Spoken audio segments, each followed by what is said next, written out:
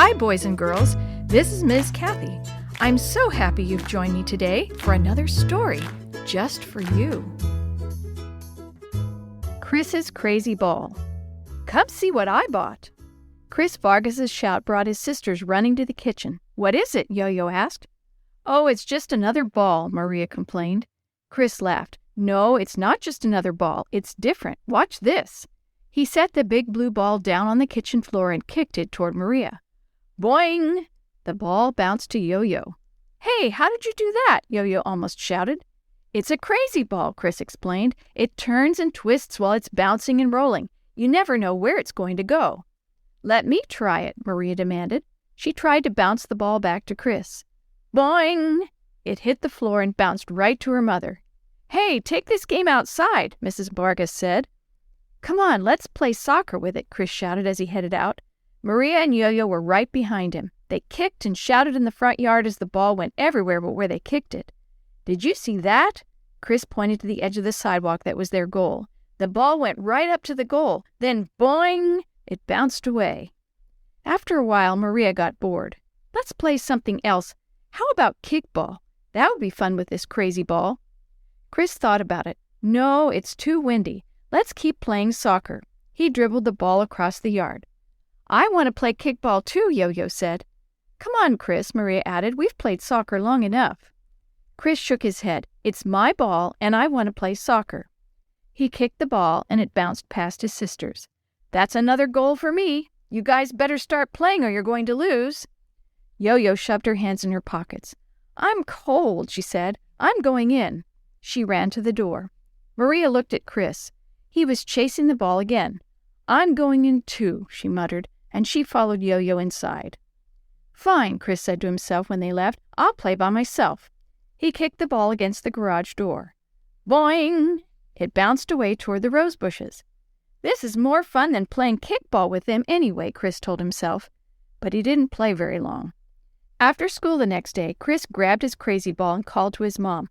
I'm going over to play at Ryan's house. Be back by supper time, she answered. Ryan thought the crazy ball was great. Let me try it, he said. Boing! The ball bounced and headed right back at Ryan.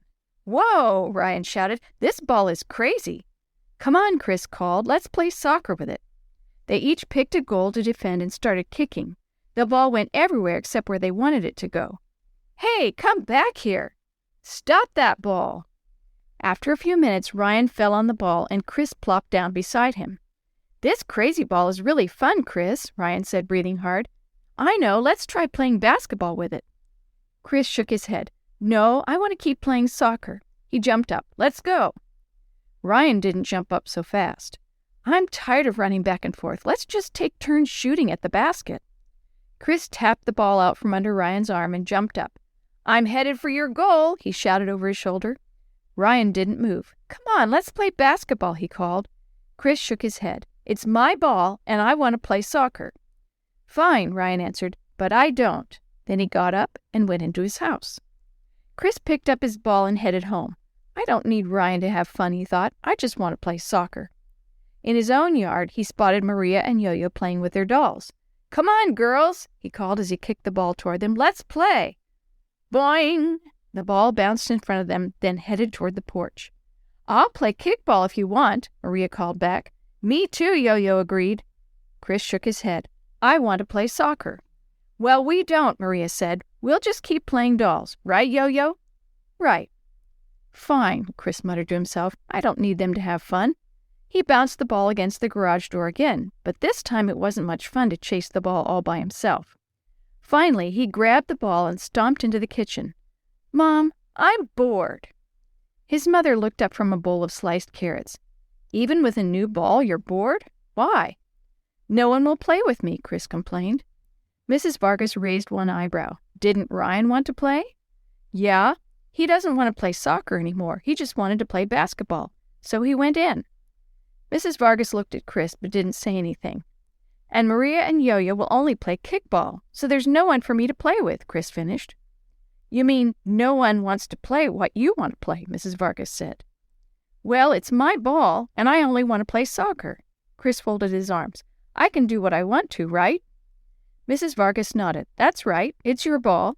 If you choose only to play soccer with it, no one will make you do something else. But remember, everyone else can choose too, and I guess they choose not to play soccer. So where does that leave you?" Chris's arms dropped, with no one to play with. "It's okay for you to choose what you want to do or play, but if you aren't going to be selfish, you have to put others first sometimes. Being like Jesus doesn't mean always having to do what anyone else wants to do, but it does mean sharing and caring about what others want." Chris looked sad. "Maria and Yo-Yo and Ryan all played soccer with me for a while. I guess I could have played something else with them, but I didn't feel like doing what they wanted, Mom." She patted Chris on the arm. "God will help you put others first if you ask Him." That Sabbath, the shoebox lesson was about Abram and Lot. Lot put what he wanted first instead of thinking about Abram. "Does anyone know what happens when you put yourself first?" Mrs. Shue asked. Chris knew, but he let the others raise their hands first.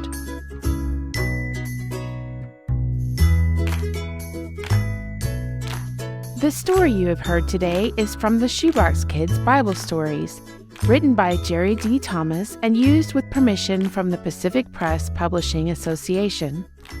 If you're interested in any other books published by the Seventh-day Adventist Church, please visit AdventistBookCenter.com or call 1-800-765-6955.